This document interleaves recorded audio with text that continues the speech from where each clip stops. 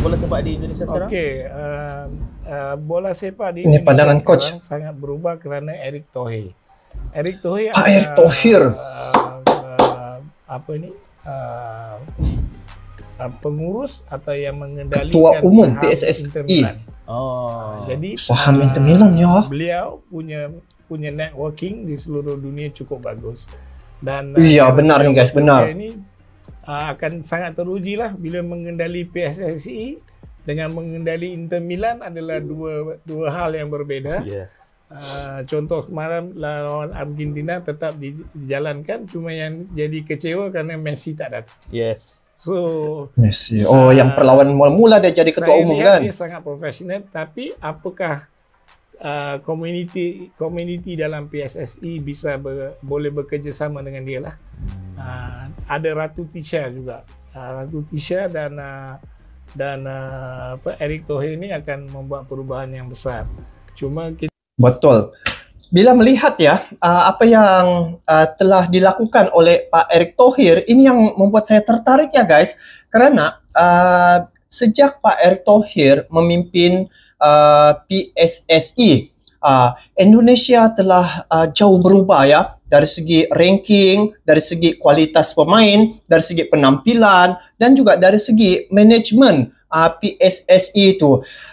Di awal permulaan Pak Erick Thohir memimpin PSSI ketika itu ya, satu perkara yang saya tidak lupa apa yang dia lakukan adalah merombak ya PSSI itu dengan membanteras korupsi. Itu yang pertama. Yang kedua, dia mengundang tim nomor 1 ranking FIFA peringkat dunia ya, yaitu Argentina ke Indonesia. Jadi perkara ini yang ramai orang tidak meyakini apa yang diwar-warkan di media sosial bahwa Indonesia akan mengundang Argentina untuk laga persahabatan. Ternyata apa yang telah berlaku, perkara ini betul-betul berlaku ya.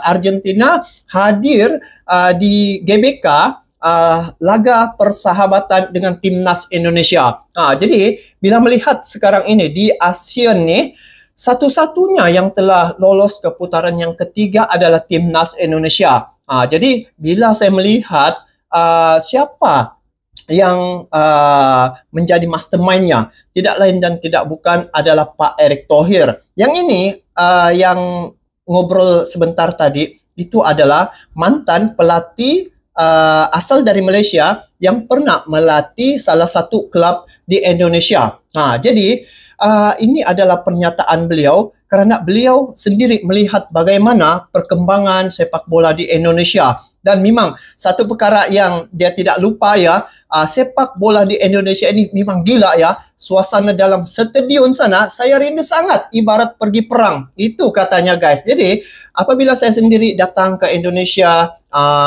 datang ke GBK, melihat masuk dalam stadion, betul-betul guys, saya pun rasa begitu kagum ya. Bagaimana dengan sepak bola ini sejak rakyat Indonesia bisa bersatu bergabung dengan bersama-sama menyanyi lagu Indonesia Raya, lagu Tanah Airku. Itu yang membuat satu semangat nasionalisme akan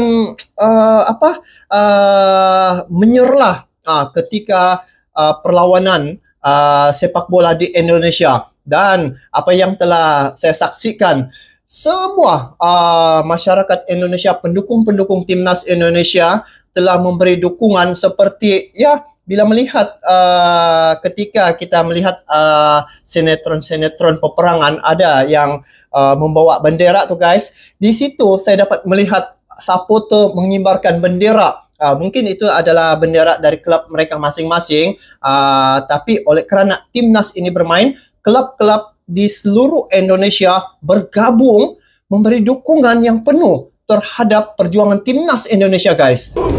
Wih, FIFA takjub. Presiden FIFA pamerkan supporter timnas Indonesia ke dunia. Presiden FIFA supporter timnas Indonesia memamerkan kepada followernya di seluruh dunia supporter timnas Indonesia. Dalam unggahan di medsosnya, Gianni mengunggah supporter timnas Indonesia yang membentangkan bendera raksasa merah putih. Dia juga membentangkan bendera raksasa ya dalam postingan tersebut. Ternyata hal ini bukan hanya dilakukan oleh Gianni. Tak hanya itu, Wih, akun Gianni resmi FIFA Infantino juga memamerkan supporter timnas Indonesia dan selebrasi penggawa inilah garuda guys.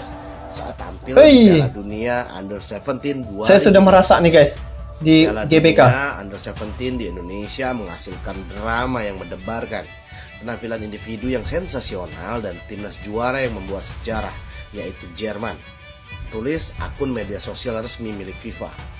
Ini presiden menandai FIFA pertama guys, kalinya bukan Indonesia kaleng-kaleng. menjadi tuan rumah kompetisi FIFA, dan para penggemar datang dari berbagai penjuru untuk menyaksikan turnamen tersebut. Indonesia terbilang sukses menggelar Piala Dunia Under 17 2023 lalu. Sukses Usia bah. muda ini ramai disaksikan penonton. Lihat, Indonesia sukses menyelenggara perlawanan sepak bola under 17 ya, U17.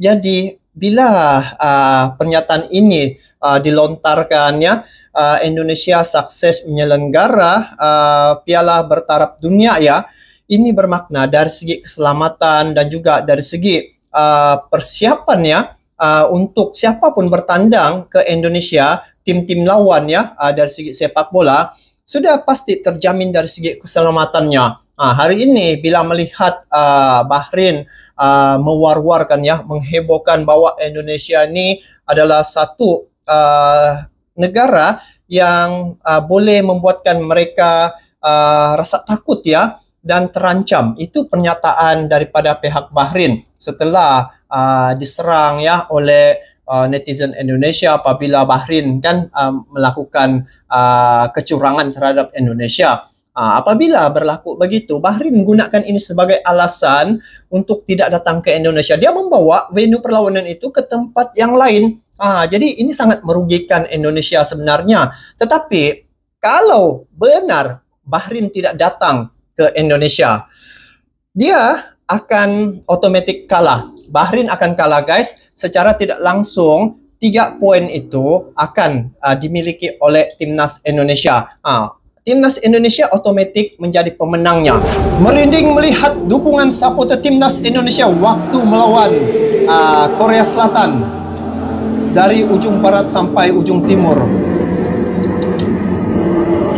Pertandingan dini hari waktu Indonesia bukan masalah, semangatnya luar biasa. Wah, punya ramai.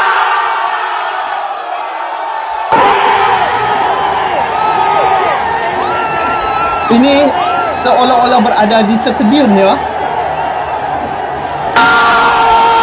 Ini di Pontianak, Kepulauan Riau. Semua menonton bareng ya.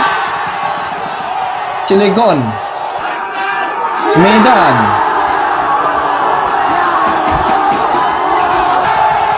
Semarang, Wila. Semua provinsi, ini di Malang dihimpunkan ya. Wow, inilah yang perbedaan ya, perbedaan dari negara-negara lain jika dibandingkan dengan Indonesia.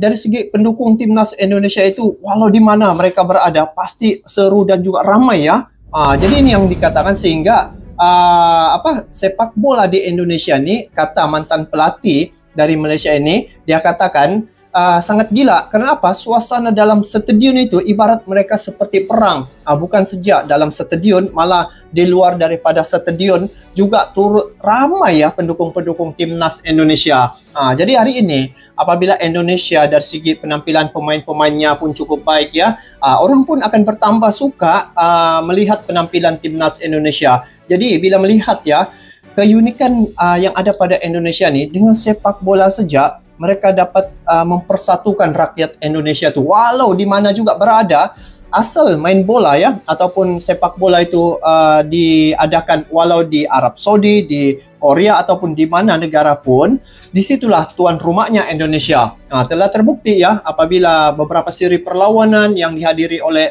timnas Indonesia, pasti stadion itu dipenuhi oleh pendukung-pendukung timnas Indonesia. Jadi artinya di sini dari segi sepak bola itu adalah marwah dan juga harga diri bangsa Indonesia guys. Jadi saya pun sudah mengalami ya bagaimana situasi ketika berada dalam stadion yang cukup membuatkan saya juga merinding ya guys, melihat bagaimana suasana pendukung-pendukung timnas Indonesia ini yang cukup luar biasa. Jadi artinya dari segi sepak bola tidak boleh dipermain-mainkan untuk pendukung-pendukung timnas Indonesia ini, karena mereka punya fanatiknya itu terhadap sepak bola cukup luar biasa ya.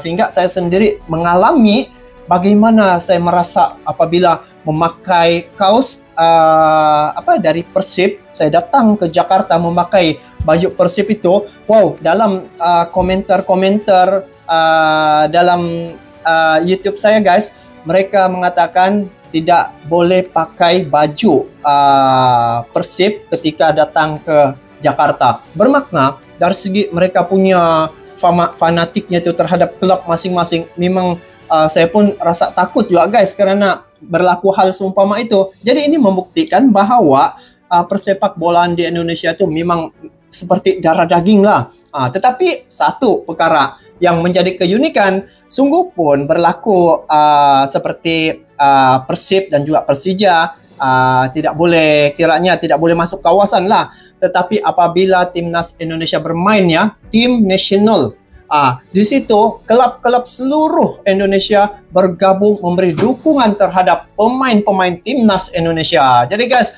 apapun ini salah satu contoh ya pendukung-pendukung timnas Indonesia ini. Apabila ramai penonton, lepas tu menjadi sorotan media asing, menjadi satu kebanggaan untuk rakyat Indonesia. Karena di sinilah Indonesia mempamerkan ya bagaimana sikap orang Indonesia itu, dan juga paling kurang pun Indonesia akan dikenali seluruh dunia. Jadi guys, untuk perlawanan di masa akan datang, Indonesia akan menghadapi Jepang, menghadapi Arab Saudi, Bahrain. Pasti akan ada satu momen yang mana Indonesia pasti akan membuat kejutan, karena Indonesia sekarang ini berada di posisi yang paling tinggi juga ya guys. Setakat ini, inilah kedudukan Indonesia yang kira tertinggi.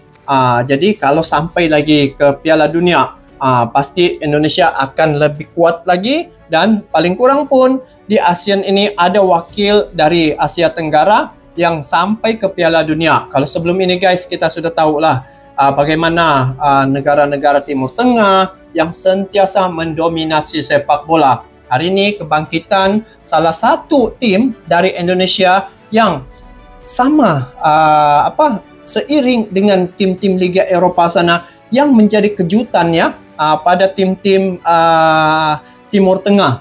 Jadi kebangkitan timnas Indonesia hari ini telah merubah persepsi negara-negara Timur Tengah ini terhadap persepak bolaan yang berlaku di Asia Tenggara ini, khususnya negara Indonesia. Jadi guys, untuk perlawanan akan datang, saya yakin dan percaya pasti stadion juga turut penuh ya. Dan inilah sharing daripada salah seorang mantan pelatih ya yang pernah berkhidmat di Indonesia di salah satu klub di sana. Dia menyatakan di sini bahwa suasana dalam stadion yang dia sangat rindu kan apabila begitu fanatiknya atmosfer pendukung timnas Indonesia ini luar biasa guys. Dan perubahan yang berlaku itu salah satunya adalah disebabkan Pak Erick Thohir, dan tanpa mengurangi rasa respek terhadap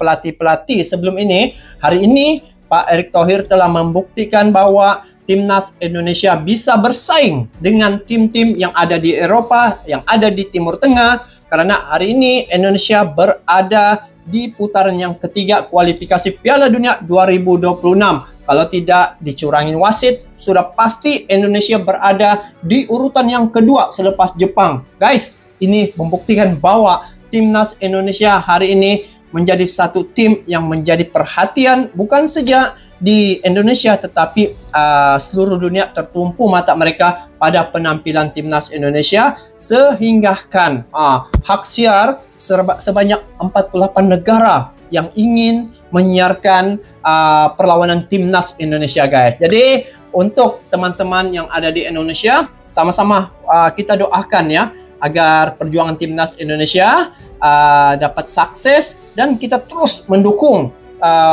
perjuangan timnas Indonesia ini, karena hari ini Indonesia juga mengangkat nama ASEAN. Salah satu wakil tunggal dari ASEAN ini adalah timnas Indonesia, guys. Jadi apapun, kita bertemu lagi di video akan datang. Semoga dengan sepak bola ini tambah erat lagi